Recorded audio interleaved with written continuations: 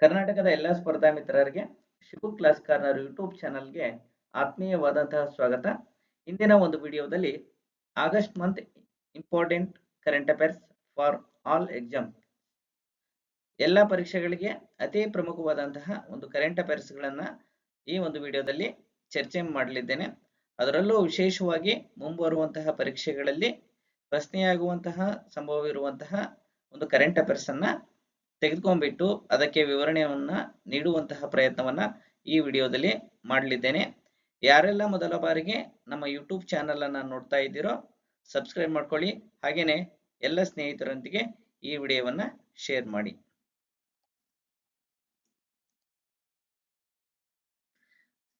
ಈ ಒಂದು current affairs ಗಳನ್ನ ನೋಡುವ ಮುಂಚೆ KAS ಯಾರೆಲ್ಲ ಆಸ್ಪಿರೆಂಟ್ ಇದ್ದೀರೋ ಅವರಿಗೆ ಒಂದು ವಿಶೇಷವಾದಂತಹ ಒಂದು ಮಾಹಿತಿ ಇದೆ. KAS ಪೂರ್ವ ಪರೀಕ್ಷೆಯನ್ನು ಮೊದಲ ಪ್ರಯತ್ನದಲ್ಲಿ ಪಾಸ್ ಮಾಡಲು ಹೀಗೆ ಮಾಡಿ ಸತತ 3 ಬಾರಿ ಕ್ಲಿಯರ್ ಮಾಡಲು ನಾನು ಅನುಸರಿಸಿದ ಸ್ಟ್ರಾಟಜಿಗಳೇನು ಎನ್ನುವಂತಹ ಒಂದು ವಿಡಿಯೋವನ್ನ ನಾನು ಮಾಡಿದ್ದೇನೆ. ಈ ಒಂದು ವಿಡಿಯೋ ನಿಮ್ಮ ಮುಂಬರುವಂತಹ KAS ಪರೀಕ್ಷೆಯನ್ನ ಪಾಸ್ ಮಾಡಲು ಹೆಲ್ಪ್ ಆಗ್ಬೋದು. ಹಾಗಾಗಿ ಏನ್ KAS ಏನ್ ಆಸ್ಪಿರೆಂಟ್ ಇದ್ದೀರಾ ಆ ಒಂದು ಆಸ್ಪಿರೆಂಟ್ಗಳೆಲ್ಲ ಈ ವಿಡಿಯೋವನ್ನ ನೋಡಿ, ಜೊತೆಗೆ ಯಾರೆಲ್ಲ KAS ಪರೀಕ್ಷೆಗೆ ಸಿದ್ಧತೆಯನ್ನು ಗೊಳ್ತಾ ಇದ್ದಾರೋ ನಿಮ್ಮ ಫ್ರೆಂಡ್ಸ್ ಅವರಿಗೆಲ್ಲ ಈ ವಿಡಿಯೋವನ್ನ ಶೇರ್ ಮಾಡಿ. ಬನ್ನಿ ಈ ಒಂದು ಆಗಸ್ಟ್ ತಿಂಗಳ ಒಂದು ಕರೆಂಟ್ ಅಫೇರ್ಸ್ ನ ಪಾರ್ಟ್ 2 ಅನ್ನ ಮಾಡೋಣ. ಈಗಾಗಲೇ ನಾವು ಪಾರ್ಟ್ 1 ಭಾಗವನ್ನ ಈಗಾಗಲೇ ಚರ್ಚೆ ಮಾಡಿದ್ದೇವೆ.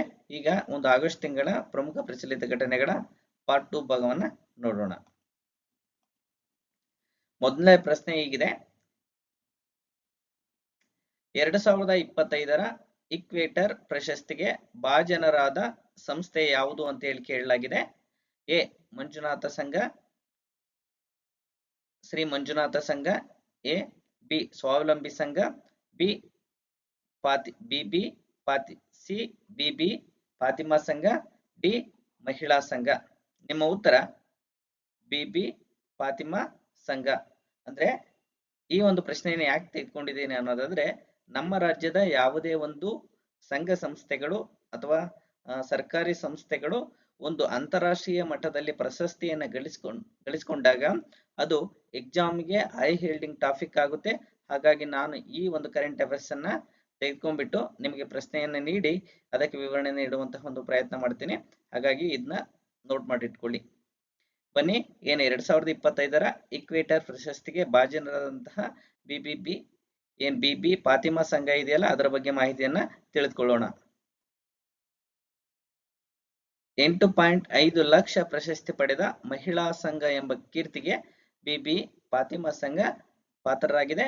ವಿಶ್ವಸಂಸ್ಥೆಯ ಪ್ರತಿಷ್ಠಿತ ಪ್ರಶಸ್ತಿಗೆ ಹುಬ್ಬಳ್ಳಿಯ ಬಿಬಿ ಫಾತಿಮಾ ಸಂಘ ಭಾಜನ ಆಗಿದೆ. ಇದು ಹುಬ್ಬಳ್ಳಿಯ ಒಂದು ಮಹಿಳಾ ಸಹಕಾರಿ ಸಂಘ ಆಗಿದೆ. ಹಾಗಾದ್ರೆ ಈ ಇಕ್ವಿಟರ್ ಪ್ರಶಸ್ತಿಯನ್ನ ವಿಶ್ವಸಂಸ್ಥೆ ನೀಡ್ತಾರೆ ಅಂತ ಗೊತ್ತಾಯ್ತು. ಹಾಗಾದ್ರೆ ಯಾವ ಕ್ಷೇತ್ರಕ್ಕೆ ಕೊಡ್ತಾರೆ ಅನ್ನುವಂತಹ ಒಂದು ಮಾಹಿತಿ ನಮಗೆಲ್ಲ ಗೊತ್ತಿರಬೇಕಾಗುತ್ತೆ. ಜೀವ ವೈವಿಧ್ಯ ಸಂರಕ್ಷಣಾ ಕ್ಷೇತ್ರದ ನೊಬೆಲ್ ಎಂದು ಪ್ರಸಿದ್ಧಿ ಪಡೆದಿರುವಂತಹ UNDP ನೀಡುವಂತಹ ಇಕ್ವೇಟರ್ ಇನಿಷಿಯೇಟಿವ್ ಪ್ರಶಸ್ತಿಗೆ ಏನ್ UNDP ಇದೆಯಲ್ಲ, ವಿಶ್ವಸಂಸ್ಥೆಯ ಅಂಗಸಂಸ್ಥೆ, ಇದು ವಿಶ್ವಸಂಸ್ಥೆಯ ಅಭಿವೃದ್ಧಿ ಕಾರ್ಯಕ್ರಮ ಇದೆಯಲ್ಲ, ಆ ಒಂದು ವಿಶ್ವಸಂಸ್ಥೆಯ ಒಂದು ಉಪ ಸಂಸ್ಥೆ ಏನಿದೆಯಲ್ಲ UNDP, ಇದು ಜೀವ ವೈವಿಧ್ಯ ಸಂರಕ್ಷಣಾ ಕ್ಷೇತ್ರದ ನೊಬೆಲ್ ಅಂತೇಳಿ ಕರೀತಾರೆ. ಯಾವುದನ್ನ? ಇಕ್ವೇಟರ್ ಪ್ರಶಸ್ತಿಯನ್ನ. ಹಾಗಾಗಿ ಈ ಒಂದು ಪ್ರಶಸ್ತಿಯ ಮಹತ್ವ ಮತ್ತು ಹಿನ್ನೆಲೆ ನಮಗೆ ಗೊತ್ತಿರಬೇಕಾಗುತ್ತದೆ. ಇದನ್ನ ಜೀವ ವೈವಿಧ್ಯ ಕ್ಷೇತ್ರದ ನೊಬೆಲ್ ಪ್ರಶಸ್ತಿ ಅಂತ ಕರೀತಾರೆ. ಹಾಗಾಗಿ ಇದು ಅತಿ ಪ್ರಮುಖ ಆಗುತ್ತೆ ಪರೀಕ್ಷಾ ದೃಷ್ಟಿಯಿಂದ. ಹಾಗಾಗಿ ಇದನ್ನ ನೋಟ್ ಮಾಡಿಟ್ಕೊಳ್ಳಿ. ಇದು ವಿಶ್ವಸಂಸ್ಥೆಯ UNDP ನೀಡುವಂತಹ ಒಂದು ಪ್ರಶಸ್ತಿಯಾಗಿದೆ. ಇದಕ್ಕೆ ಭಾಜನರಾಗಿರುವಂತಹ ಒಂದು ಸಂಸ್ಥೆ ಅಂದ್ರೆ ಬಿಬಿ ಫಾತಿಮಾ ಸಂಘ. ಇದು ಇಕ್ವೇಟರ್ ಇನಿಷಿಯೇಟಿವ್ ಪ್ರಶಸ್ತಿಗೆ ಧಾರವಾಡ ಜಿಲ್ಲೆ ಕುಂದಗೋಳ ತಾಲೂಕಿನ ತೀರ್ಥ ಗ್ರಾಮದ ತೀರ್ಥ ಗ್ರಾಮ ಇದೆಯಲ್ಲ, ಏನು ಧಾರವಾಡ ಜಿಲ್ಲೆಯ ಕುಂದಗೋಳ ತಾಲೂಕಿನ ತೀರ್ಥ ಗ್ರಾಮದ ಬಿಬಿ ಫಾತಿಮಾ ಮಹಿಳಾ ಸಂಘ ಪಾತ್ರವಾಗಿದೆ. ಇದರ ಪ್ರಶಸ್ತಿ ಮೊತ್ತ $10,000. ಎಷ್ಟು? $10,000 ಅಂದ್ರೆ 8.5 lakhs, 8.5 ಲಕ್ಷ ರೂಪಾಯಿಗಳು. ದೇಶದಲ್ಲಿ ಇಷ್ಟೊಂದು ಮೊತ್ತದ ಪ್ರಶಸ್ತಿ ಪಡೆದ ಮಹಿಳಾ ಸಂಘ ಎಂಬ ಕೀರ್ತಿಗೆ ಈ ಸಂಘ ಪಾತ್ರವಾಗಿದೆ. ಇಡೀ ದೇಶದಲ್ಲಿ ಈ ರೀತಿ ವಿಶ್ವಸಂಸ್ಥೆಯ ಒಂದು ಪ್ರಶಸ್ತಿಯನ್ನ ಪಡೆದಂತಹ ಇಡೀ ದೇಶದ ಮೊದಲ ಸಂಘ ಸಂಸ್ಥೆಯಾಗಿದೆ ಯಾವುದು? ಬಿಬಿ ಫಾತಿಮಾ ಸಂಘ. ನಿಸರ್ಗ ಆಧಾರಿತ ತಾಪಮಾನ ನಿಯಂತ್ರಣಕ್ಕೆ ಮಹಿಳಾ ಹಾಗೂ ಯುವ ಜನರ ನಾಯಕತ್ವ ಎಂಬ ವಿಷಯ ಆಧರಿಸಿ ನಡೆದ ಈ ವರ್ಷದ ಪ್ರಶಸ್ತಿ ಆಯ್ಕೆ ಪ್ರಕ್ರಿಯೆಯಲ್ಲಿ ನೋಡಿ ಯಾವ ಒಂದು ಥೀಮ್ ನಡೆಯಲಿ ಈ ಒಂದು ಸ್ಪರ್ಧೆ ನಡೆದಿತ್ತು ಅನ್ನೋದಾದ್ರೆ ನಿಸರ್ಗ ಆಧಾರಿತ ತಾಪಮಾನ ನಿಯಂತ್ರಣಕ್ಕೆ ಮಹಿಳಾ ಹಾಗೂ ಯುವ ಜನರ ನಾಯಕತ್ವ ಎನ್ನುವಂತಹ ಒಂದು ಥೀಮ್ ಅಡಿಯಲ್ಲಿ ಈ ಸ್ಪರ್ಧೆಯನ್ನು ಏರ್ಪಡಿಸಿತ್ತು UNDP. ಅದರ ಅಡಿಯಲ್ಲಿ ಭಾರತ, ಅರ್ಜೆಂಟೈನಾ, ತಾಂಜಾನಿಯಾ, ಈಕ್ವೆಡರ್ ಸೇರಿದಂತೆ 103 ದೇಶಗಳು ಪಾಲ್ಗೊಂಡಿದ್ವು. 103 ಕಂಟ್ರೀಸ್ ಪಾರ್ಟಿಸಿಪೇಟ್ ಮಾಡಿದ್ರು ಈ ಒಂದು ಕಾಂಪಿಟೇಷನ್ ನಲ್ಲಿ. ಅದರಲ್ಲೂ ವಿಶೇಷವಾಗಿ 700ಕ್ಕೂ ಅಧಿಕ ಸ್ಪರ್ಧಿಗಳು ಪಾಲ್ಗೊಂಡಿದ್ರಂತೆ. 700ಕ್ಕೂ ಅಧಿಕ ಸ್ಪರ್ಧಿಗಳು ಇಡೀ ವಿಶ್ವದಾದ್ಯಂತ 103 ದೇಶಗಳಿಂದ ಸೇರಿ 700 ಸ್ಪರ್ಧಿಗಳು ಈ ಸ್ಪರ್ಧೆಗೆ ಭಾಗವಹಿಸಿದ್ರು. ಆ ಒಂದು 700 ಸ್ಪರ್ಧೆಗಳಲ್ಲಿ ಧಾರವಾಡ ಜಿಲ್ಲೆಯ ಕುಂದಗೋಳ ತಾಲೂಕಿನ ತೀರ್ಥ ಗ್ರಾಮದ ಬಿಬಿ ಫಾತಿಮಾ ಸಂಘ ಮಹಿಳಾ ಸಂಘ ಏನಿದೆಯೋ ಪ್ರಶಸ್ತಿಗೆ ಭಾಜನರಾಗಿದೆ. ಈ ಪ್ರಶಸ್ತಿಯನ್ನ ಅಕ್ಟೋಬರ್ 9ರಂದು ಬ್ರೆಜಿಲ್ನಲ್ಲಿ ಆನ್ಲೈನ್ ಮೂಲಕ ಪ್ರದಾನ ಮಾಡಲಾಗುತ್ತಿದೆ. ಅಕ್ಟೋಬರ್ 9ರಂದು ಬ್ರೆಜಿಲ್ನಲ್ಲಿ ಆನ್ಲೈನ್ ಮೂಲಕ ಒಂದು ಪ್ರದಾನ ಮಾಡಲಾಗುತ್ತಂತೆ.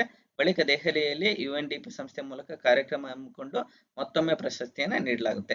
ಮಳೆಯಾಶ್ರಿತ ಜಮೀನುಗಳಲ್ಲಿ ಪರಿಸರ ಸ್ನೇಹಿ ಕೃಷಿ ವಿಧಾನ ಅಳವಡಿಕೆ, ಸಮುದಾಯದ ಬೀಜ ಬ್ಯಾಂಕು, ಆಹಾರ ಪೋಷಕಾಂಶ ಭದ್ರತೆ, ಸಿರಿಧಾನ್ಯ ಬೇಸಾಯ, ಸಂರಕ್ಷಣಾ ಘಟಕ ನಿರ್ವಹಣೆ, ಮೌಲ್ಯವರ್ಧನೆ ಸೇರಿದ ಹಲವು ಕ್ಷೇತ್ರಗಳಲ್ಲಿ ತನ್ನನ್ನು ತಾನು ತೊಡಗಿಸಿಕೊಂಡಿದೆ. ಯಾವುದು ಅಂದ್ರೆ ಬಿಬಿ ಫಾತಿಮಾ ಸಂಘ ಇದೆಯಲ್ಲ ಯಾವ ಕ್ಷೇತ್ರದಲ್ಲಿ ತೊಡ್ಕೊಂಡಿದೆ ಅನ್ನೋದಾದ್ರೆ ಮಳೆಯಾಶ್ರಿತ ಜಮೀನಿನಲ್ಲಿ ಪರಿಸರ ಸ್ನೇಹಿ ಕೃಷಿ, ಸಮುದಾಯ ಒಂದು ಕಮ್ಯುನಿಟಿ ಏನು ಸೀಡ್ ಬ್ಯಾಂಕ್ ಅನ್ನ ಸ್ಥಾಪನೆ ಮಾಡುತ್ತೆ. ಜೊತೆಗೆ ಆಹಾರ ಪೋಷಕಾಂಶ ಭದ್ರತೆಯಲ್ಲಿ ಈ ಒಂದು ಸ್ವಸಹಾಯ ಸಂಘ ಮಹಿಳಾ ಸಂಘ ಇದೆಯಲ್ಲ ಅದು ಕೊಡುಗೆಯನ್ನು ನೀಡ್ತಾ ಇದೆ. ಇದು ಕಂಪ್ಲೀಟ್ ಆಗಿ ಇಕ್ವಿಟರ್ ಪ್ರಶಸ್ತಿಯೇ ಭಾಜನರಾದಂತಹ ಸಂಸ್ಥೆ ಯಾವುದು?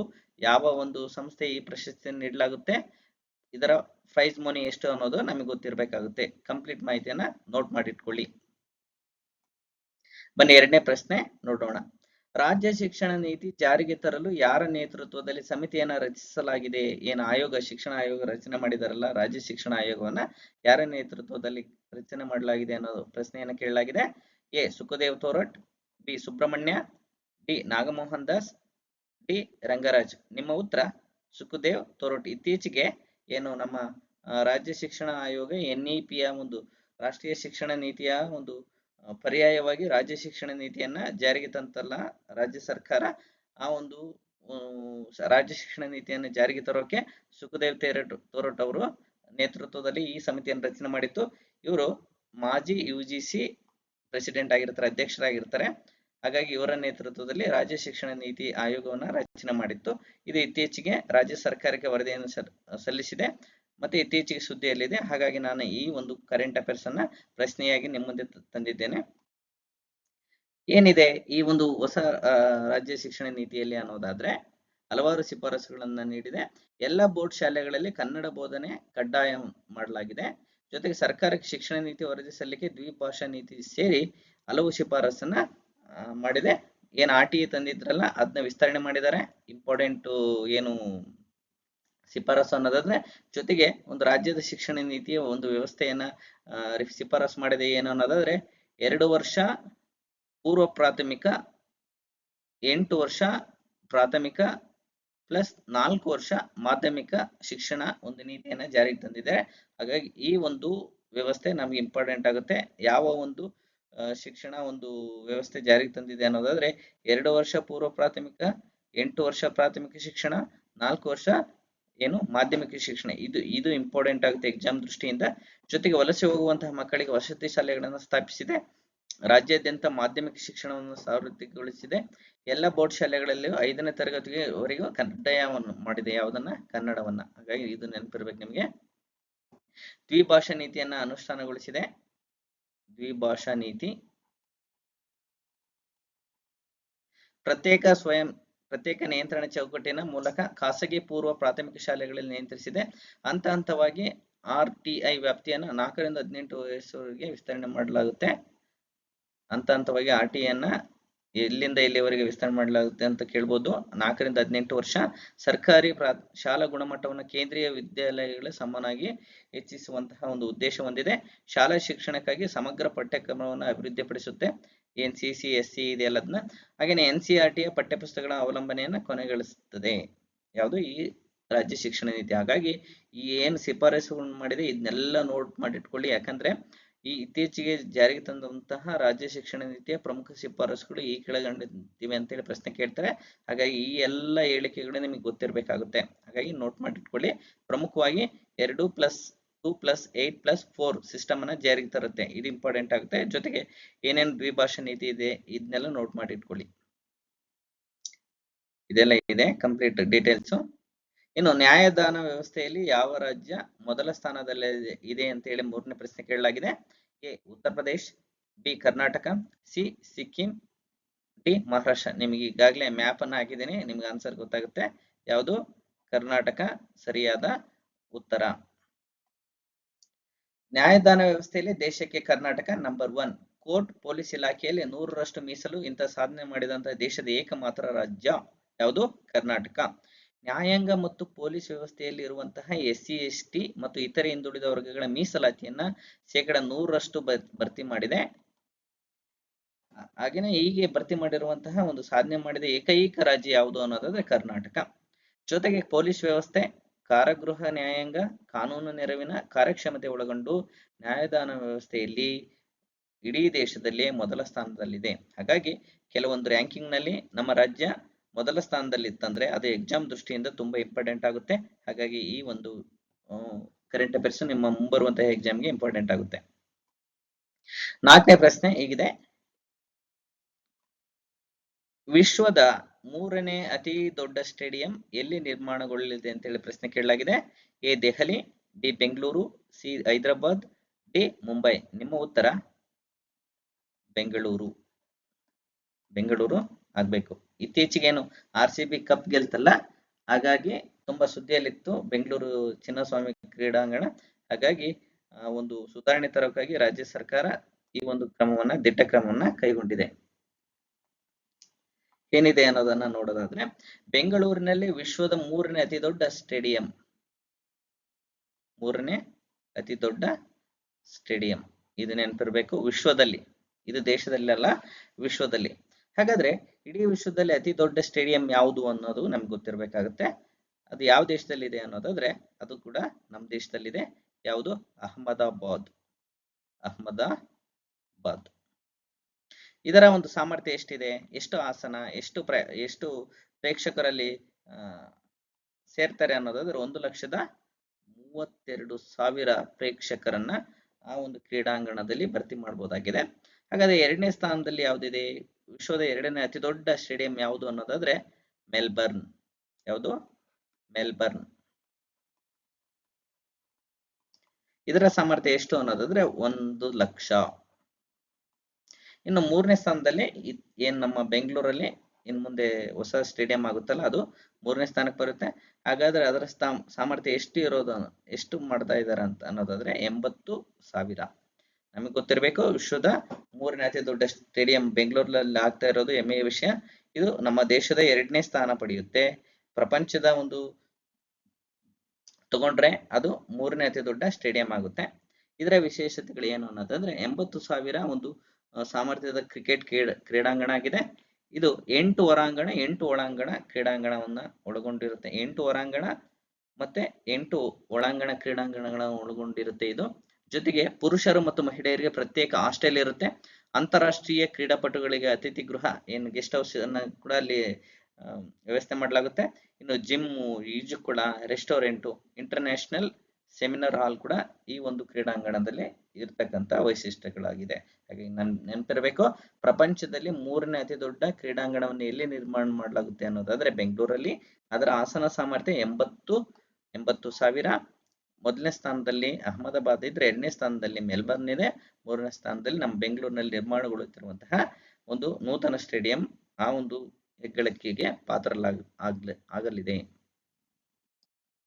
ಇನ್ನು 5ನೇ ಪ್ರಶ್ನೆ ಹೀಗಿದೆ. ವಿಶ್ವ ಸಿಂಹ ದಿನವನ್ನ ಯಾವಾಗ ಆಚರಿಸಲಾಗುತ್ತದೆ? When celebrate lion day? ಯಾವಾಗ ಸಿಂಹ ದಿನವನ್ನು ಆಚರಣೆ ಮಾಡಲಾಗುತ್ತಿದೆ ಅಂತೇಳಿ ಪ್ರಶ್ನೆ ಕೇಳಲಾಗಿದೆ. August 8, August 9, August 10, August 12. ನಿಮ್ಮ ಉತ್ತರ ಏನಾಗಬೇಕು ಹೇಳಿ? ಆಗಸ್ಟ್ 10. ಕಾಡಿನ ರಾಜನಿಗೆ ಆಪತ್ತು, ಅಳಿವಿನಂಚಿನ ಪ್ರಾಣಿಗಳ ಪಟ್ಟಿಗೆ ಸೇರ್ಪಡೆ 1972ರಲ್ಲಿ ಸಂರಕ್ಷಣೆ ಯೋಜನೆ ಜಾರಿ. ಇದನ್ನ ಯಾವಾಗ ಜಾರಿ ತಂತ ಅನ್ನೋದಾದ್ರೆ ಸಿಂಹ ಯೋಜನೆಯನ್ನು 1972ರಲ್ಲಿ ಜಾರಿಗೆ ತಂದ್ರು. ಇದು ಭಾರತದಲ್ಲಿ 1972ರಲ್ಲಿ ಮೊದಲ ಬಾರಿಗೆ ಸಿಂಹಗಳ ಸಂರಕ್ಷಣೆಗಾಗಿ ಏಸೆಟಿಕ್ ಸಿಂಹಗಳ ಒಂದು ಸಂರಕ್ಷಣೆ ಯೋಜನೆಯನ್ನ ಜಾರಿಗೆ ತರ್ತಾರೆ. ಇನ್ನು ನಮ್ಮ 2022ರ ಒಂದು ಗಣತಿ ವಿವರವನ್ನ ನೋಡೋದಾದ್ರೆ ಗಂಡು ಸಿಂಹ 196 ಇದ್ರೆ ಹೆಣ್ಣು ಸಿಂಹ 330 ಇದಾವೆ. ಪ್ರೌಢ ಮರಿಗಳು 365 ಇದ್ರೆ ಇಷ್ಟೆಲ್ಲ ಡೀಟೇಲ್ ಬೇಕಾಗಲ್ಲ. ಟೋಟಲ್ ಸಿಂಹಗಳು ಎಷ್ಟು ಇದೆ ಅಂತ ಹೇಳಿ ಬೇಕಾಗುತ್ತೆ ನಮ್ಗೆ. ಈ ಸಿಂಹಗಳ ವೈಶಿಷ್ಟ್ಯವನ್ನ ಒಮ್ಮೆ ನೋಡ್ಬೇಕಾಗುತ್ತೆ. ನಾವು ಪ್ರಶ್ನೆ ಕೇಳ್ಬೋದು. ಆಫ್ರಿಕನ್ ಸಿಂಹಗಳು ಏಷ್ಯಾಟಿಕ್ ಸಿಂಹಗಳಿಗಿಂತ ಚಿಕ್ಕವಿದಾವೆ. ಅಂದ್ರೆ ನಮ್ಮ ಏಷ್ಯಾ ಸಿಂಹಗಳು ದೊಡ್ಡ ಗಾತ್ರದಲ್ಲಿ ಇರ್ತವೆ. ಆಫ್ರಿಕಾ ಸಿಂಹಗಳು. ಇನ್ನು ಆನೆಯ ವಿಚಾರಕ್ಕೆ ಬಂದ್ರೆ ಇದು ವೈರುಧ್ಯ ಆಗುತ್ತೆ. ಮುಂದೆ ಅದರ ಬಗ್ಗೆ ಚರ್ಚೆ ಮಾಡೋಣ. ಈಗ ವಯಸ್ಕ ಗಂಡು ಸಿಂಹ 160ರಿಂದ 190 ಕೆಜಿ ತೂಗಿದ್ರೆ ಹೆಣ್ಣು ಸಿಂಹ 110ರಿಂದ 120 ಕೆಜಿ ತೂಗುತ್ತೆ. ಇದು ಗಂಟೆಗೆ 50 ಮೈಲಿ ವೇಗವಾಗಿ ಓಡುತ್ತೆ. ಇದು ಬೇಟೆಯಾಡುವುದರಲ್ಲಿ ಹೆಣ್ಣು ಸಿಂಹಗಳೇ ಮೇಲು. ಗಂಡು ಸಿಂಹಗಳಿಗಿಂತ ಹೆಣ್ಣು ಸಿಂಹಗಳು ಬೇಟೆಯಾಡುವುದರಲ್ಲಿ ಅತ್ಯಂತ ನಿಪುಣ ಇರ್ತವೆ. ಜೊತೆಗೆ ಕಾಡಿನಲ್ಲಿ ಗರಿಷ್ಠ 16 ವರ್ಷ ಹಾಗೂ ಪ್ರಾಣಿ ಸಂಗ್ರಹಾಲಯದಲ್ಲಿ 25 ವರ್ಷ ಬದುಕಬಲ್ಲವು. ಇವುಗಳ ವಯಸ್ಸು ಕೂಡ ಬೇಕಾಗುತ್ತೆ ತಿಳ್ಕೊಳ್ಬೇಕಾಗುತ್ತೆ. ಇನ್ನು ಗುಂಪಿನಲ್ಲಿ ವಾಸಿಸಲು ಬಯಸುತ್ತವೆ. ಈ ಗುಂಪುಗಳಲ್ಲಿ ಕೂಡ ಇರ್ತವೆ. ಇನ್ನು ಗಿರ್ ಏನು ನಮ್ಮ ದೇಶದ ಪ್ರಮುಖ ಒಂದು ಸಿಂಹಧಾಮಗಳು ಎಲ್ಲಿದೆ ಅನ್ನೋದಾದ್ರೆ ಗುಜರಾತ್ನ ಗಿರ್ ಅರಣ್ಯ ಪ್ರದೇಶ ಸಿಂಹಗಳ ಬಲು ದೊಡ್ಡ ಆವಾಸ ಸ್ಥಾನವಾಗಿದೆ. 2020ರಲ್ಲಿ ಗುಜರಾತ್ನ 4 ಜಿಲ್ಲೆಗಳಲ್ಲಿ ಕಂಡು ಬಂದಿದ್ದ ಸಿಂಹಗಳು ಈ ವರ್ಷ ಅದು 6 ಜಿಲ್ಲೆಗಳಿಗೆ ವಿಸ್ತರಣೆಯಾಗಿದೆ. ಏಷ್ಯಾಟಿಕ್ ಲಯನ್ಗಳು ಗುಜರಾತ್ನ ಹೆಮ್ಮೆ. ಅಂದ್ರೆ ಗಿರ್ ಒಂದು ಏನು ಅರಣ್ಯಧಾಮ ಇದೆಯಲ್ಲ ಅದು ಸಿಂಹಗಳ ಆವಾಸಸ್ಥಾನಕ್ಕೆ ಪ್ರಸಿದ್ಧಿಯಾಗಿದೆ. ಇಷ್ಟು ಗೊತ್ತಿರ್ಬೇಕು. ಜೊತೆಗೆ ಭಾರತದಲ್ಲಿ ಈಗ ಒಟ್ಟಾರೆಯಾಗಿ ಎಷ್ಟಿದಾವೆ ಸಿಂಹಗಳು ಅನ್ನೋದಾದ್ರೆ 891 ಇದಾವೆ. ಹಾಗಾಗಿ ಈ ಒಂದು ಅಂಕಿಅಂಶ ನಮ್ಗೆ ಇಂಪಾರ್ಟೆಂಟ್ ಆಗುತ್ತೆ. ಭಾರತದಲ್ಲಿ ಕೇಸರಿ ಗರ್ಜನೆ 1999ರಲ್ಲಿ 284 ಸಿಂಹ ಇದ್ವು. ಈಗ ಅವು ಎಷ್ಟಾಗಿದೆ ಅನ್ನೋದಾದ್ರೆ 891ಕ್ಕೆ ಬಂದಿದ್ದೇವೆ. ಇನ್ನು ವರ್ಷ 2015ರಲ್ಲಿ 523 ಇದ್ವು. 2020ರಲ್ಲಿ 674 ಇತ್ತು. ಹೀಗೆ 891 ಇದಾವೆ ಸಿಂಹಗಳು. ಇತ್ತೀಚೆಗೆ ಗಣತಿಗಳು ನಡೆಯುತ್ತಲ್ಲ, ಸಿಂಹ, ಹುಲಿ, ಆನೆ, ಚಿರತೆ ಇದೆಯಲ್ಲ, ಅದು ವೆರಿ ಇಂಪಾರ್ಟೆಂಟ್ ಆಗುತ್ತೆ. ಹಾಗಾಗಿ ಈ ಒಂದು ಅಂಕಿಅಂಶಗಳನ್ನ ನೋಟ್ ಮಾಡಿ ಇಟ್ಕೊಳ್ಳಿ. 1972ರಲ್ಲಿ ಸಿಂಹ ಯೋಜನೆಯನ್ನು ಜಾರಿಗೆ ತಂದ್ರು. ಮತ್ತೆ ಆಗಸ್ಟ್ 10ರಂದು ಸಿಂಹ ದಿನಾಚರಣೆಯನ್ನು ಮಾಡಲಾಗುತ್ತೆ.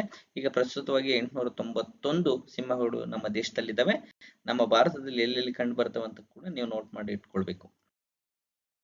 ಹಾಗೇನೆ ಇನ್ನೊಂದು ಪ್ರಮುಖ ದಿನಾಚರಣೆ ಈ ಒಂದು ಆಗಸ್ಟ್ ತಿಂಗಳಲ್ಲೇ ಬರುತ್ತೆ. ಯಾವುದು ಅನ್ನೋದಾದ್ರೆ ವಿಶ್ವ ಆನೆ ದಿನ. ಯಾವಾಗ ಆಚರಿಸಲಾಗುತ್ತೆ ಅನ್ನೋದಾದ್ರೆ ಆಗಸ್ಟ್ 10, ಆಗಸ್ಟ್ 11, ಆಗಸ್ಟ್ 9, ಆಗಸ್ಟ್ 12. ನಿಮ್ಮ ಉತ್ತರ ಆಗಸ್ಟ್ 12 ಆಗ್ಬೇಕು. ನೋಡಿ, ವಿಶ್ವ ಆನೆ ದಿನವನ್ನ ಆಗಸ್ಟ್ 12ರಂದು ಆಚರಿಸಲಾಗುತ್ತದೆ. ಎಲಿಫೆಂಟ್ ವಿಸ್ಪರ್, ಆನೆ ನಡೆದಿದ್ದೇ ದಾರಿ. ಆನೆ ಭೂಮಿಯ ಮೇಲಿನ ವಂಡರ್, ಅದು ನಡೆದಿದ್ದೇ ದಾರಿ. ಮೊರದಗಲ ಕಿವಿ ಬೀಸುತ್ತಾ ರಾಜಗಾಂಭೀರ್ಯದಿಂದ ಮುನ್ನಡೆಯುತ್ತಿದ್ದರೆ ಎಂಥವರು ಕೂಡ ಫಿದಾ ಆಗುತ್ತಾರೆ. ದೈತ್ಯ ಗಾತ್ರದ ಪ್ರಾಣಿಗಳಿಗೆ ಮಾನವರಂತೆ ಮೌಲ್ಯಗಳನ್ನ ಬದಿಗೊತ್ತಿ ಬದುಕುವುದು ಗೊತ್ತೇ ಇಲ್ಲ. ನೋಡಿ, ಸಂಘರ್ಷ ಹೆಚ್ಚಲು ಕಾರಣ ಅಂದ್ರೆ ಮಾನವ ಒಂದು ಪ್ರಾಣಿಗಳ ಸಂಘರ್ಷದಲ್ಲಿ ಆನೆ ಕೂಡ ತುಂಬಾ ಮಾನವ ಒಂದು ಪ್ರಾಣಿ ಸಂಘರ್ಷಕ್ಕೆ ಕಾರಣ ಆಗುತ್ತೆ. ಮೊನ್ನೆ ತಾನೇ ತುಂಬಾ ಒಂದು ಆನೆ ಒಂದು ಹತ್ತಿರದಲ್ಲಿ ಫೋಟೋ ತೆಗೆಯಕ್ಕೆ ಹೋಗಿ ಅದರ ಕಾಲಡಿಯಲ್ಲಿ ಸಿಕ್ಕಿ ಬಚಾವಾಗಿರ್ತಾರೆ. ಹಾಗಾಗಿ ನಮ್ಗೆ ಈ ಏನು ಇಂಪಾರ್ಟೆಂಟ್ ಆಗುತ್ತೆ ಅನ್ನೋದಾದ್ರೆ ಆನೆ ದಿನವನ್ನ ಆಗಸ್ಟ್ 12ರಂದು ಆಚರಣೆ ಮಾಡಲಾಗುತ್ತದೆ. ಇದರ ಗರ್ಭಧಾರಣೆ ಅವಧಿ 24 ತಿಂಗಳು. ಅಂದ್ರೆ ಅತಿ ಹೆಚ್ಚು ದೀರ್ಘಾವಧಿಯ ಗರ್ಭಧಾರಣೆಯನ್ನ ಈ ಒಂದು ಆನೆ ಹೊಂದಿರುತ್ತೆ. ಹಾಗೇನೆ ವಿಶ್ವ ಆನೆಗಳ ದಿನದ ಧ್ಯೇಯ ಏನು ಅನ್ನೋದಾದ್ರೆ ಆನೆ ಸಂರಕ್ಷಣೆ, ಎದುರಿಸುತ್ತಿರುವಂತಹ ತೊಂದರೆ ನಿವಾರಣೆ, ಜನರಲ್ಲಿ ಜಾಗೃತಿ ಮೂಡಿಸ್ತಕ್ಕಂಥದ್ದು, ಆನೆಗಳ ಪ್ರಮಾಣ ಕುಸಿತದ ತಡೆಯನ್ನ ಮಾಡ್ತಕ್ಕಂಥದ್ದು ಈ ಒಂದು ಆನೆ ದಿನದ ವಿಶೇಷತೆಯಾಗಿದೆ. ಸರಾಸರಿ 20,000 ಆನೆಗಳು ಏಷ್ಯಾದಲ್ಲಿ 550 ಆನೆಗಳು ಸಾವನ್ನಪ್ಪುತ್ತವಂತೆ ವರ್ಷಕ್ಕೆ. ಆನೆಗಳ ಎರಡೂ ಖಂಡಗಳಲ್ಲಿ ಸರಾಸರಿ 2005ರಷ್ಟು ಜನರು ಸಾಯುತ್ತಿದ್ದಾರೆ. ಅಂದ್ರೆ ಪ್ರಾಣಿ ಮತ್ತು ಮಾನವ ಸಂಘರ್ಷದಲ್ಲಿ ಪ್ರತಿ ವರ್ಷ ಆನೆಯ ಒಂದು ಕಾಲ್ತುಳಿತಕ್ಕೆ ಸಿಕ್ಕಿ 2500 ಜನ ಪ್ರತಿ ವರ್ಷ ಸಾವನ್ನಪ್ಪುತ್ತಾರೆ. ಇನ್ನು ನೋಡಿ, ಆನೆಗಳು ಕೂಡ ಅಳಿವಿನಂಚಿನಲ್ಲಿದ್ದಾವಂತೆ. ಆಫ್ರಿಕಾದಲ್ಲಿ 4,15,000 ಆನೆಗಳಿತ್ತಂದ್ರೆ ಏಷ್ಯಾದಲ್ಲಿ 50,000 ಆನೆಗಳಿದ್ದಾವೆ. ಅದರಲ್ಲೂ ಭಾರತದಲ್ಲಿ 29,964 ಆನೆಗಳಿದ್ದಾವೆ. ಏಷ್ಯಾ ಮತ್ತು ಆಫ್ರಿಕಾದ ಆನೆಗಳ ಸಾಮಾಜಿಕ ತಿಳುವಳಿಕೆ ಮೂಡಿಸಲು 2012ರಿಂದ ಈ ಒಂದು ದಿನಾಚರಣೆ ಮಾಡಲಾಗುತ್ತದೆ. ಯಾವಾಗಿಂದ ಅನ್ನೋದಾದ್ರೆ 2012ರಿಂದ. ಆನೆಗಳು ಗಾತ್ರದಿಂದ ಜನಪ್ರಿಯತೆಯನ್ನು ಪಡೆದಿದ್ದವು. ಪ್ರತಿ ವರ್ಷ ಆಗಸ್ಟ್ 12ರಂದು ಆಚರಣೆ ಮಾಡ್ತಾರೆ. ಈ ವರ್ಷದ ಒಂದು ಧ್ಯೇಯವಾಕ್ಯ ಏನಾಗಿದೆ ಅನ್ನೋದಾದ್ರೆ ಮಾತೃ ಪ್ರಧಾನರು ಮತ್ತು ನೆನಪುಗಳು ಅಂತೇಳಿ ಧ್ಯೇಯವಾಕ್ಯ ಇದೆ. ಇದರ ಒಂದು ಸರಾಸರಿ ತೂಕ ಎಷ್ಟಿರುತ್ತೆ ಅನ್ನೋದಾದ್ರೆ 6,800 kg ತೂಕ ಇರ್ತವೆ. ಇದರ ಒಂದು ಕಾಡಾನೆಗಳ ಜೀವಿತಾವಧಿ 60ರಿಂದ 70 ವರ್ಷ. ಎಷ್ಟು? 60ರಿಂದ 70 ವರ್ಷ. ಹಾಗೇನೆ ಈ ಒಂದು ಆಫ್ರಿಕಾದ ಗಂಡು ಮತ್ತು ಹೆಣ್ಣು ಆನೆಗಳು ದಂತ ಹೊಂದಿದ್ದರೆ ಏಷ್ಯಾದ ಗಂಡಾನೆಗೆ ಮಾತ್ರ ದಂತ ಇರುತ್ತೆ. ನೋಡ್ರಿ, ಡಿಫ್ರೆನ್ಸ್ ನಮ್ಗೆ ಗೊತ್ತಿರಬೇಕು. ಆಫ್ರಿಕಾದ ಗಂಡು ಮತ್ತು ಹೆಣ್ಣಾನೆಗೆ ಎರಡೂ ಕೂಡ ದಂತ ಇತ್ತು ಅಂದ್ರೆ ಏಷ್ಯಾದ ಗಂಡಾನೆಗೆ ಮಾತ್ರ ದಂತ ಇರುತ್ತೆ. ಜೊತೆಗೆ ಇನ್ನೊಂದು ಅಂಕಿಅಂಶ ನಮ್ಗೆ ಇಂಪಾರ್ಟೆಂಟ್ ಆಗುತ್ತೆ. ಇಡೀ ದೇಶದಲ್ಲಿ ಅತಿ ಹೆಚ್ಚು ಆನೆಗಳನ್ನು ಹೊಂದಿರುವಂತಹ ರಾಜ್ಯ ಯಾವುದು ಅನ್ನೋದಾದ್ರೆ ಕರ್ನಾಟಕ. ಅಲ್ಲಿ ಎಷ್ಟಿದೆ ಅನ್ನೋದಾದ್ರೆ ಕರ್ನಾಟಕದಲ್ಲಿ 6,049 ಆನೆಗಳಿದ್ರೆ ಅಸ್ಸಾಂ ಅಲ್ಲಿ ಎಷ್ಟಿದಾವೆ? 5,719 ಆನೆಗಳಿದ್ರೆ ಕೇರಳದಲ್ಲಿ 3ನೇ ಸ್ಥಾನ 3,054. ನಮಗೆ ಟಾಪ್ 3 ಸ್ಟೇಟಸ್ ಕೌಂಟ್ ಗೊತ್ತಾಗಬೇಕಾಗುತ್ತೆ ಅಂಕಿಅಂಶಗಳು. ಹಾಗಾಗಿ ಕರ್ನಾಟಕದಲ್ಲಿ 6,049, ಅಸ್ಸಾಂನಲ್ಲಿ 5,719, ಕೇರಳದಲ್ಲಿ 3,054. ಇನ್ನು ಏನು ಪ್ರಾಜೆಕ್ಟ್ ಎಲಿಫೆಂಟ್ ಅನ್ನ ಯಾವಾಗ ಜಾರಿಗೆ ತಂದ್ರು ಅನ್ನೋದಾದ್ರೆ 1992. ಆನೆ ಯೋಜನೆಯನ್ನು 1992 ತಂದ್ರೆ ಸಿಂಹ ಯೋಜನೆ 1972. ಮೊಸಳೆ ಯೋಜನೆ, ಈ ತರ ಎಲ್ಲ ಯೋಜನೆಗಳು ನಿಮ್ಗೆ ಗೊತ್ತಿರಬೇಕಾಗುತ್ತದೆ. ವಿಶೇಷವಾಗಿ ಇಂಪಾರ್ಟೆಂಟ್ ಆಗಿ ನಮಗೆ ಆನೆ ಯೋಜನೆ, ಹುಲಿ ಯೋಜನೆ, ಸಿಂಹ ಯೋಜನೆ ಗೊತ್ತಿರಬೇಕಾಗುತ್ತೆ. ಆನೆ ಯೋಜನೆ 1992ರಲ್ಲಿ ಜಾರಿಗೆ ತರಲಾಗುತ್ತೆ. ಇನ್ನು 7ನೇ ಪ್ರಶ್ನೆ ಹೀಗಿದೆ. RS-28 ಸಮರ್ಥ್ ಯಾವ ದೇಶದ ಅಭಿವೃದ್ಧಿಪಡಿಸಿದಂತಹ ಖಂಡಾಂತರ ಕ್ಷಿಪಣಿಯಾಗಿದೆ ಅಂತೇಳಿ ಪ್ರಶ್ನೆ ಕೇಳಲಾಗಿದೆ. A Russia, B China, C Bharat, D France. ನಿಮ್ಮ ಉತ್ತರ ರಷ್ಯಾ ಆಗ್ಬೇಕು. ಏನ್ ಬೇರೆ ದೇಶದ ಒಂದು ನಮ್ಮ ಅಕ್ಕಪಕ್ಕದ ಅಥವಾ ನಮ್ಮ ಸ್ನೇಹಿತ ಅಥವಾ ಶತ್ರು ರಾಷ್ಟ್ರ ಏನಾದ್ರೂ ಕ್ಷಿಪಣಿಗಳನ್ನ ಉಪಗ್ರಹಗಳನ್ನ ಉಡಾವಣೆ ಮಾಡಿದ್ರೆ ನಮಗೆ ಪರೀಕ್ಷಾ ದೃಷ್ಟಿಯಿಂದ ಇಂಪಾರ್ಟೆಂಟ್ ಆಗುತ್ತೆ. ಹಾಗಾಗಿ ನಾನು ಈ ಕರೆಂಟ್ ಪ್ರಶ್ನೆ ತೆಗೆದುಕೊಂಡು ಚರ್ಚೆ ಮಾಡ್ತಾ ಇದ್ದೀನಿ. ನೋಡಿ, ಯುನೈಟೆಡ್ ಸ್ಟೇಟ್ಸ್ ಮತ್ತು ರಷ್ಯಾ ನಡುವಿನ ಹೆಚ್ಚುತ್ತಿರುವ ಉದ್ವಿಗ್ನತೆಯನ್ನ RS-28 Samarth inter continental ballistic ಕ್ಷಿಪಣಿ ಮೇಲೆ ಮತ್ತೆ ಗಮನ ಸೆಳೆದಿದೆ. ಇದನ್ನು ಉತ್ತರ ಅಟ್ಲಾಂಟಿಕ್ ಒಪ್ಪಂದದ ನ್ಯಾಟೋ ಸೈತಾನ 2 ಎಂದು ಕೂಡ ಕರೆಯುತ್ತಾರೆ. ನೋಡಿ, ಇದು ಕೂಡ ಇಂಪಾರ್ಟೆಂಟ್ ಆಗುತ್ತೆ. ನ್ಯಾಟೋ ಸೈತಾನ ಅಂದ್ರೆ ನ್ಯಾಟೋದ ಒಂದು ವಿರುದ್ಧವಾಗಿ ಇದನ್ನ ಮಿಸೈಲ್ ಅನ್ನ ಉಡಾವಣೆ ಮಾಡಿದರೆ. ರಷ್ಯಾದ ನೀರಿನ ಬಳಿ 2 ಪರಮಾಣು ಜಲಾಂತರ್ಗಾಮಿ ನೌಕೆಗಳನ್ನು ನಿಯೋಜಿಸಲಾಗಿದೆ ಎಂದು ವರದಿಯಾದ ನಂತರ ರಷ್ಯಾ ಈ ಕ್ಷಿಪಣಿಯನ್ನ ಪ್ರದರ್ಶಿಸಿತು. RS-28 ಒಂದು ಸೂಪರ್ ಹೆವಿ ದ್ರವ ಇಂಧನ ICBM ಆಗಿದೆ. ಇನ್ನು ನ್ಯಾಟೋದ ಒಂದು ವಿರೋಧವನ್ನ, ಅದರ ಒಂದು ಪ್ರತಿಕಾರವನ್ನ, ಅದರ ಒಂದು ಭಯವನ್ನ ನಿರ್ವಹಣೆ ಮಾಡೋಕ್ಕಾಗಿ, ಅದನ್ನ ತಗ್ಗಮಟ್ಟಿಗೆ ಎದುರಿಸೋಕ್ಕಾಗಿ ಈ ಒಂದು Russia RS-28 Samarth inter continental missile ಅನ್ನ ಉಡಾವಣೆ ಮಾಡಿದೆ. ಇದು ನಿಮ್ಗೆ ಇಂಪಾರ್ಟೆಂಟ್ ಆಗುತ್ತೆ. ಈಗ ಆಲ್ರೆಡಿ ಮೊನ್ನೆ ಬಿಫೋರ್ ಏನ್ ನಡೀತಲ್ಲ KS ಫಿಲಿಮ್ಸ್ ಅಲ್ಲಿ ಎಕ್ಸಾಮ್ ಅಲ್ಲಿ ಈ ಒಂದು ರಷ್ಯಾದ ಕ್ಷಿಪಣಿಗಳ ಮೇಲೆ ಪ್ರಶ್ನೆ ಕೇಳಲಾಗಿತ್ತು. ಹಾಗಾಗಿ ಎಕ್ಸಾಮ್ ದೃಷ್ಟಿಯಿಂದ ಇದು ಹೈ ಹೆಲ್ಡಿಂಗ್ ಟಾಪಿಕ್ ಆಗುತ್ತೆ. ಇನ್ನು 8ನೇ ಪ್ರಶ್ನೆಗಿದೆ. ಇತ್ತೀಚೆಗೆ ಯಾವ ಭಾರತೀಯ ರಾಜ್ಯವು ತೀವ್ರವಾಗಿ ಅಳಿವಿನಂಚಿನಲ್ಲಿರುವಂತಹ ಏಷ್ಯನ್ ದೈತ್ಯ ಆಮೆಯನ್ನ ಸಮುದಾಯ ಮೀಸಲು ಪ್ರದೇಶಕ್ಕೆ ಪುನಃ ಪರಿಚಯಿಸಿತು ಅಂತ ಹೇಳಿ ಕೇಳಿದ್ದಾರೆ. A Nagaland, B Assam, C Arunachal Pradesh, D Sikkim. ನಿಮ್ಮ ಉತ್ತರ ನಾಗಾಲ್ಯಾಂಡ್ ಆಗ್ಬೇಕು. ತೀವ್ರವಾಗಿ ಅಳಿವಿನಂಚಿನಲ್ಲಿರುವಂತಹ ಏಷ್ಯನ್ ದೈತ್ಯ ಆಮೆಯನ್ನ ನಾಗಾಲ್ಯಾಂಡ್ನ ಪೆರೆನ್ ಜಿಲ್ಲೆಯಲ್ಲಿ ಜೆಲಿಯಾಂಗ್ ಸಮುದಾಯ ಮೀಸಲು ಪ್ರದೇಶಕ್ಕೆ, ಇಲ್ಲಿ ಜೆಲಿಯಾಂಗ್ ಸಮುದಾಯ ಮೀಸಲು ಪ್ರದೇಶಕ್ಕೆ ಪರಿಚಯಿಸಲಾಗಿದೆ. ಈ ಕ್ರಮವನ್ನು ನಾಗಾಲ್ಯಾಂಡ್ ಅರಣ್ಯ ಇಲಾಖೆ ಮತ್ತು ಭಾರತ ಆಮೆ ಸಂರಕ್ಷಣಾ ಕಾರ್ಯಕ್ರಮ ಮುನ್ನಡೆಸಿದೆ. ಈ ಆಮೆಗಳು 2019-18ರಲ್ಲಿ ರಕ್ಷಿಸಲ್ಪಟ್ಟ ಸಾಕು ಆಮೆಗಳೊಂದಿಗೆ ಪ್ರಾರಂಭವಾದ ಸಂರಕ್ಷಣಾ ಯೋಜನೆಯಲ್ಲಿ ಜನಿಸಿವೆ. ನಾಗಾಲ್ಯಾಂಡ್ ಒಂದು ಕಾಲದಲ್ಲಿ ಸಾಮಾನ್ಯವಾಗಿದ್ದ ಈ ಪ್ರಭೇದವು ಒಂದು ದಶಕದ ಹಿಂದೆ ಬಹುತೇಕ ಕಣ್ಮರೆಯಾಗಿತ್ತು. ಕಾಡಿನ ಸಣ್ಣ ಆನೆಗಳು ಎಂದು ಕೂಡ ಇವನ್ನು ಕರೀತಾರಂತೆ. ಇವು ಬೀಜ ಪ್ರಸರಣ, ಅರಣ್ಯ ಪುನರುತ್ಪಾದನೆ, ಅರಣ್ಯ ನೆಲವನ್ನು ಸ್ವಚ್ಛಗೊಳಿಸುವಂತಹ ಸಹಾಯ ಮಾಡುತ್ತದೆ. ಆವಾಸ ಸ್ಥಾನದ ಸೂಕ್ಷ್ಮತೆಯ ಅಧ್ಯಯನವನ್ನ ಜೆಲಿಯಾಂಗ್ ಮೀಸಲು ಪ್ರದೇಶ ಮರುಪರಿಚಯಕ್ಕೆ ಸೂಕ್ತವೆಂದು ಗುರುತಿಸಿ ಅಲ್ಲಿ ಮರುಪರಿಚಯ ಮಾಡಲಾಗಿದೆ. ಇದು ನಮ್ಗೆ ಗೊತ್ತಿರಬೇಕು. ಇನ್ನು 9ನೇ ಪ್ರಶ್ನೆ ಹೇಗಿದೆ, ಲಡಾಖ್ನ ಯಾವ 2 ಬೆಳೆಗಳು ಅಂತಾರಾಷ್ಟ್ರೀಯ ಬಾಹ್ಯಾಕಾಶ ನಿಲ್ದಾಣದಲ್ಲಿ ನಾಸಾದ ಕ್ರೂ 11 ಪ್ರಯೋಗದ ಭಾಗವಾಗಿದೆ? ಇದು ಇಂಪಾರ್ಟೆಂಟ್ ಆಗುತ್ತೆ, ಅಂತಾರಾಷ್ಟ್ರೀಯ ಮಟ್ಟದಲ್ಲಿ ಚರ್ಚೆಯಲ್ಲಿದೆ. ಎ ಬಾರ್ಲಿ ಮತ್ತು ಜೋಳ, ಬಿ ಸಿಬಾಕ್ತಾರ್ನ್ ಮತ್ತು ಹಿಮಾಲಯ ಟಾರ್ಟರಿ, ಮಿಜುನಾ ಸಾಸಿವೆ ಮತ್ತು ಕಪ್ಪು ಕಣ್ಣಿನ ಬಟಾಣಿ. ಮೇಲಿನಗಳಲ್ಲಿ ಯಾವುದು ಅಲ್ಲ, ನಾನ್ ಆಫ್ ದಿ ಎಬೋ ಅಂತ ಹೇಳಿ ಕೇಳಿದಾಗಿದೆ ಆಪ್ಷನ್ಸ್ ಅಲ್ಲಿ. ನಿಮ್ಮ ಉತ್ತರ ಸಿಬಾಕ್ತಾರ್ನ್ ಮತ್ತೆ ಹಿಮಾಲಯದ ಟಾರ್ಟರಿ ಆಗ್ಬೇಕು.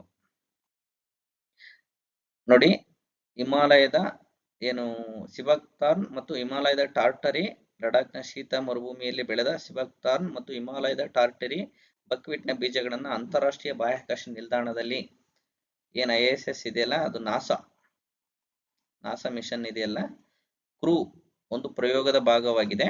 ಈ ಬೀಜಗಳನ್ನು ಬೆಂಗಳೂರಿನಲ್ಲಿ ನೆಲೆಗೊಂಡಿರುವಂತಹ ಭಾರತೀಯ ಬಾಹ್ಯಾಕಾಶ ಸ್ಟಾರ್ಟ್ಅಪ್ ಪ್ರೋಟೋ ಪ್ಲಾನೆಟ್ ನಿಂದ ಪಡೆಯಲಾಗಿದೆ. ನೋಡಿ, ಇದು ಬೆಂಗಳೂರು ಬರೋದ್ರಿಂದ ಇದು ಮತ್ತೆ ಇಂಪಾರ್ಟೆಂಟ್ ಆಗುತ್ತೆ. ಈ ಕಾರ್ಯಾಚರಣೆ ಆಗಸ್ಟ್ 1, 2025 ಫ್ಲೋರಿಡಾದಲ್ಲಿ ಪ್ರಾರಂಭವಾಯಿತು ಮತ್ತು ಆಗಸ್ಟ್ 2, 2025 ISS ಲಡಾಖ್ನ ಮಾಡಲ್ಪಟ್ಟಿದ್ದ ಮೊಳಕೆ ಹೊಡೆಯುವ ಮೊದಲು ಬೀಜಗಳು ಬಾಹ್ಯಾಕಾಶ ಒತ್ತಡ, ಸೂಕ್ಷ್ಮ ಗುರುತ್ವಾಕರ್ಷಣೆ ಹೇಗೆ ಪ್ರತಿಕ್ರಿಯಿಸುತ್ತದೆ ಎಂಬುದನ್ನು ಪರೀಕ್ಷಿಸುವಂತಹ ಗುರಿ ಈ ಪ್ರಯೋಗ ಹೊಂದಿತ್ತು. ಇದು ಬಾಹ್ಯಾಕಾಶದ ಕೃಷಿಗೆ ಪ್ರಮುಖವಾದಂತಹ ಜೀನ್ ಸಕ್ರಿಯಗೊಳಿಸುವಿಕೆ, ಚಯಾಪಚಯ ಪ್ರಕ್ರಿಯೆಗಳ ಮೇಲೆ ಕೇಂದ್ರೀಕರಿಸುತ್ತದೆ. ಹಿಮಾಲಯನ್ ಟಾರ್ಟರಿ ಮತ್ತು ಬಕ್ವೀಟ್ ಮತ್ತು ಸಿಬಾಕ್ತಾರ್ನ್ ಪೋಷಕಾಂಶಗಳ ಸಮೃದ್ಧಿಯಾಗಿದ್ದು ಮತ್ತು ದೀರ್ಘಾವಧಿ ಬಾಹ್ಯಾಕಾಶ ಕಾರ್ಯಾಚರಣೆಗಳಿಗೆ ಸೂಕ್ತವಾಗಿದೆ. ಹಾಗಾಗಿ ಈ ಒಂದು ಏನು ಬೆಳೆಯನ್ನ ಪರಿಚಯ ಮಾಡಿಬಿಟ್ಟು ಅಲ್ಲಿ ಬೆಳೆಸಲಾಯಿತು. ಹಾಗಾಗಿ ಇಂಪಾರ್ಟೆಂಟ್ ಆಗುತ್ತೆ. ಯಾವ ಬೆಳೆ ಅಂತ ಕೇಳ್ತಾರೆ, ಅದು ಎಲ್ಲಿ ಯಾವ ಒಂದು ಪ್ರಯೋಗಾಲಯದಲ್ಲಿ, ಬೆಂಗಳೂರಿನ ಒಂದು ಎಲ್ಲಿ ಪರೀಕ್ಷಿಸುವ ಏನು ಗುರುತ್ವಾಕರ್ಷಣೆ ಒಂದು ಪರೀಕ್ಷಿಸುವಂತಹ ಗುರಿಯನ್ನು ಈ ಪ್ರಯೋಗ ಹೊಂದಿದೆ. ಇದು ಪ್ರಮುಖವಾದ ಜೀನ್ ಸಕ್ರಿಯಗೊಳಿಸುವಿಕೆ ಮತ್ತು ಆ ಒಂದು ಬಾಹ್ಯಾಕಾಶದ ಒಂದು ಒತ್ತಡಗಳನ್ನು ತಾಳಿಕೊಂಡು ಬೆಳೆಯುತ್ತದೆ. ಇದು ಯಾವ ಒಂದು ಪ್ಲೇಸ್ ಅಲ್ಲಿ ಸಿಗುತ್ತೆ ಅನ್ನೋದಾದ್ರೆ ಹಿಮಾಲಯನ್ ಟಾರ್ಟರಿ ಮತ್ತು ಲಡಾಖ್ನ ಒಂದು ಪ್ರದೇಶದಲ್ಲಿ ಬೆಳೆಯಲಾಗುತ್ತದೆ. ಇದು ಸಿಬಾಕ್ತಾರ್ನ್ ಅಂತಕ್ಕಂಥ ಬೆಳೆ. ಹಾಗಾಗಿ ನಮ್ಗೆ ಗೊತ್ತಿರಬೇಕಿದು. ಇತ್ತೀಚೆಗೆ ಸುದ್ದಿಗಳಲ್ಲಿ ಕಾಣಿಸಿಕೊಂಡಿದ್ದಂತಹ ಸಹೆಲ್ ಪ್ರದೇಶವು ಯಾವ ಖಂಡದಲ್ಲಿದೆ? ನೋಡ್ರಿ, ಯಾವುದಾದ್ರೂ ಅಂತಾರಾಷ್ಟ್ರೀಯ ಪ್ರದೇಶದಲ್ಲಿ ಹೊಸದಾಗಿ ಏನು ಪ್ರದೇಶಗಳು ಸುದ್ದಿಯಲ್ಲಿ ಇರ್ತವೋ ಅವು ಎಕ್ಸಾಮ್ ದೃಷ್ಟಿಯಿಂದ ಇಂಪಾರ್ಟೆಂಟ್ ಆಗುತ್ತೆ. A Africa, B Europe, C Australia, D ಉತ್ತರ ಅಮೆರಿಕಾ. ನಿಮ್ಮ ಉತ್ತರ ಆಫ್ರಿಕಾ ಆಗಬೇಕು. ರಷ್ಯಾ ಇತ್ತೀಚೆಗೆ ನೈಜರ್ ಜೊತೆ ಪ್ರಮುಖ ಪರಮಾಣು ಒಪ್ಪಂದಕ್ಕೆ ಸಹಿ ಹಾಕಿದ್ದು ಪಶ್ಚಿಮ ಆಫ್ರಿಕಾದ ಸಹೆಲ್ ಪ್ರದೇಶದಲ್ಲಿ ತನ್ನ ಪ್ರಭಾವವನ್ನು ಬಲಪಡಿಸುತ್ತಿದೆ. ಸಹೆಲ್ ಪ್ರದೇಶವು ಆಫ್ರಿಕಾದಲ್ಲಿದೆ. ಇಲ್ಲಿದೆ, ಆಫ್ರಿಕಾದಲ್ಲಿದೆ. ಇದು 5,000 ಕಿಲೋಮೀಟರ್ ಉದ್ದದ ಅರೆ ಶುಷ್ಕ ಒಂದು ಪಟ್ಟಿಯನ್ನು ರೂಪಿಸುತ್ತದೆ. ಇದು ಪಶ್ಚಿಮ ಅಟ್ಲಾಂಟಿಕ್ ಮಹಾಸಾಗರದಿಂದ ಪೂರ್ವದಲ್ಲಿ ಕೆಂಪು ಸಮುದ್ರದವರೆಗೆ ವ್ಯಾಪಿಸಿದೆ. ಇದು ಉತ್ತರದಲ್ಲಿ ಸಹಾರಾ ಮರುಭೂಮಿ ಮತ್ತು ದಕ್ಷಿಣದಲ್ಲಿ ಆರ್ದ್ರ ಸವನ್ನಗಳ ನಡುವೆ ಇದೆ. ಇದು ಸೆನೆಗಲ್, ಮೌರಿಟಾನಿಯಾ ಮತ್ತು ಮಾಲಿ, ಬುರ್ಕಿನಾ ಫಾಸೋ, ನೈಜೀರಿಯಾ, ಚಾಡು, ಸುಡಾನು, ಎರಿಟ್ರಿಯಾದಂತಹ ಆಫ್ರಿಕನ್ ದೇಶಗಳ ಮೂಲಕ ಹಾದು ಹೋಗುತ್ತದೆ. ಇದು ನಿಮಗೆ ಗೊತ್ತಿರಬೇಕು, ಇತ್ತೀಚೆಗೆ ಸುದ್ದಿಯಲ್ಲಿತ್ತು. ಹಾಗಾಗಿ ನಾನು ಈ ಒಂದು ಪ್ರಶ್ನೆಯನ್ನು ತೆಗೆದುಕೊಂಡಿದ್ದೇನೆ. ಒಟ್ಟಾರೆಯಾಗಿ ನಾವು ಇವತ್ತಿನ ಒಂದು ತರಗತಿಯಲ್ಲಿ ಏನು ಆಗಸ್ಟ್ ತಿಂಗಳ ಒಂದು ಪ್ರಮುಖ ಪ್ರಚಲಿತ ಘಟನೆಗಳನ್ನ, ಎಲ್ಲ ಎಕ್ಸಾಮ್ಗಳಿಗೆ ಅನುಕೂಲವಾಗುವಂತಹ ಪ್ರಮುಖ ಪ್ರಚಲಿತ ಘಟನೆಗಳನ್ನ ಆಯ್ದು ಪರೀಕ್ಷೆಗೆ ಎಷ್ಟು ಬೇಕೋ ಅಷ್ಟು ಕೊಟ್ಟಿದ್ದೇನೆ. ಈಗಾಗಲೇ ನಾನು ಒಂದು ಆಗಸ್ಟ್ ತಿಂಗಳ ಪ್ರಮುಖ ಪ್ರಚಲಿತ ಘಟನೆಗಳ ಒಂದು 20 ಪ್ರಶ್ನೆಗಳನ್ನು ಚರ್ಚೆ ಮಾಡಿದ್ದೇನೆ. ಜೊತೆಗೆ ಇಲ್ಲಿ ಕೂಡ 10 ಪ್ರಶ್ನೆಗಳನ್ನು ಚರ್ಚೆ ಮಾಡಿದ್ದೇನೆ. ಪರೀಕ್ಷೆಗೆ ಎಷ್ಟು ಬೇಕೋ ಅಷ್ಟು ಚರ್ಚೆ ಮಾಡಿದ್ದೇನೆ, ತುಂಬಾ ಚರ್ಚೆ ಮಾಡಕ್ ಹೋಗಿಲ್ಲ. ಹಾಗಾಗಿ ನೀವು ಈ ಒಂದು ವಿಷಯಗಳನ್ನು ನೋಟ್ ಮಾಡಿ ಇಟ್ಕೊಳ್ಳಿ. ಖಂಡಿತವಾಗಿ ಮುಂಬರುವಂತಹ ಎಲ್ಲ ಪರೀಕ್ಷೆಗಳಿಗೆ ಈ ವಿಷಯಗಳು ಉಪಯುಕ್ತ ಆಗುತ್ತೆ. ಯಾಕಂದ್ರೆ ನಾನು ಈಗಾಗಲೇ ಸುಮಾರು 3 ಬಾರಿ KS ಮುಖ್ಯ ಪರೀಕ್ಷೆಯನ್ನು ಬರೆದಿದ್ದೇನೆ, 2 ಬಾರಿ ಸಂದರ್ಶನ ಕೊಟ್ಟಿರೋದ್ರಿಂದ ಏನು ಪೂರ್ವ ಪರೀಕ್ಷೆಗೆ ಯಾವ್ಯಾವ ವಿಷಯಗಳು ಇಂಪಾರ್ಟೆಂಟ್ ಆಗುತ್ತೆ ಅನ್ನುವಂತಹ ಒಂದು ಮಾಹಿತಿಯನ್ನ ಎಷ್ಟು ಬೇಕೋ ಅಷ್ಟು ಕೊಟ್ಟಿದ್ದೀನಿ. ಹಾಗಾಗಿ ಯಾರೆಲ್ಲ ಒಂದು ನಮ್ಮ ಯೂಟ್ಯೂಬ್ ಚಾನಲ್ನ ಒಂದು ಕ್ಲಾಸ್ ಅನ್ನ ಕೇಳ್ತಾ ಇದ್ರು, ಈ ಒಂದು ಕ್ಲಾಸ್ಗಳ ಒಂದು ಉಪಯೋಗವನ್ನು ಪಡೆದುಕೊಳ್ಳಿ. ಜೊತೆಗೆ ಯಾರೆಲ್ಲ ಮೊದಲ ಬಾರಿಗೆ ನೋಡ್ತಾ ಇದ್ದೀರೋ, ಏನ್ ಸಬ್ಸ್ಕ್ರೈಬ್ ಮಾಡದೆ ನೋಡ್ತಾ ಇದ್ದೀರೋ, ದಯವಿಟ್ಟು ಸಬ್ಸ್ಕ್ರೈಬ್ ಮಾಡ್ಕೊಳ್ಳಿ. ಜೊತೆಗೆ ನಿಮ್ಮ ಎಲ್ಲ ಸ್ನೇಹಿತರೊಂದಿಗೆ ನಮ್ಮ ಶಿವ್ ಕ್ಲಾಸ್ ಕಾರ್ನರ್ ಯೂಟ್ಯೂಬ್ ಚಾನಲ್ನ ರೆಕಮೆಂಡ್ ಮಾಡಿ, ನಮ್ಮ ವಿಡಿಯೋಗಳನ್ನ ಶೇರ್ ಮಾಡಿ ಅವರಿಗೆ. ಹಾಗೇನೆ ನೀವು ಹೆಚ್ಚು ಶೇರ್ ಮಾಡಿ ಪ್ರೋತ್ಸಾಹ ನೀಡಿದಂತೆಲ್ಲ ನಮಗೆ ಹೆಚ್ಚು ವಿಡಿಯೋಗಳನ್ನ ಮಾಡೋಕೆ ಪ್ರೋತ್ಸಾಹ ಸಿಗುತ್ತೆ. ಹಾಗಾಗಿ ಈ ಒಂದು ವಿಡಿಯೋಗಳನ್ನ ನಿಮ್ಮೆಲ್ಲ ಸ್ನೇಹಿತರೊಂದಿಗೆ ಶೇರ್ ಮಾಡಿ. ಹಾಗೇನೆ ಮುಂಬರುವಂತಹ ಎಲ್ಲ ಪರೀಕ್ಷೆಗಳಿಗೆ ಪ್ರಮುಖವಾದಂತಹ ಒಂದು ಟಾಪಿಕ್ಗಳನ್ನ ವಿಷಯಗಳನ್ನ ನಾನು ಮುಂದಿನ ತರಗತಿಗಳಲ್ಲಿ ನೀಡೋಕ್ಕೆ ಪ್ರಯತ್ನ ಪಡ್ತೀನಿ. ಜೊತೆಗೆ ಮತ್ತೊಂದು ವಿಡಿಯೋದೊಂದಿಗೆ ಮತ್ತೆ ಸಿಗೋಣ. ಅಲ್ಲಿವರೆಗೂ ನಮಸ್ಕಾರಗಳು.